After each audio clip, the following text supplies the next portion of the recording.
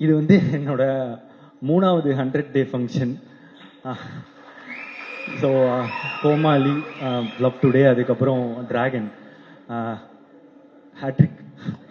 So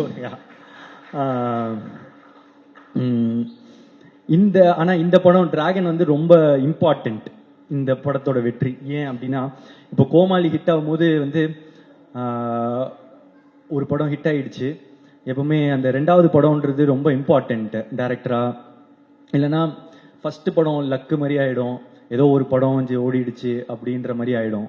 so அதனால 2வது படம் ரொம்ப இம்பார்ட்டன்ட் நினைச்சேன். ஆனால் அந்த 2வது படமும் எனக்கு ஃபர்ஸ்ட் படம் மாதிரி ஆயிடுச்சு. லவ் டுடேனா அதுலேயும் வந்து முத தடவை நடிச்சதுனால அது ஃபர்ஸ்ட் படம் மாதிரி ஆயிடுச்சு. ஸோ அதுக்கப்புறம் அந்த படம் ஓடிச்சு, வெற்றி. ஸோ அப்போ டைரக்டராக 2 படம் ஓடிச்சு. ஓகே, நான் டைரக்ட் பண்ணுவேன்.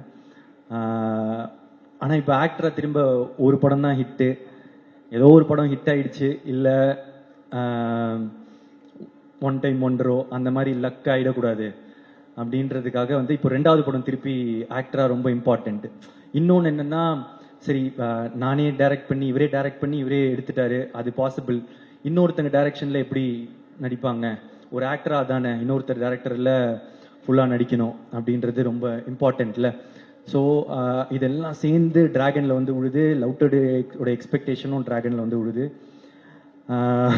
ஸோ இந்த படம் வந்து ரொம்ப இம்பார்ட்டண்ட்டாகவே இருந்துச்சு.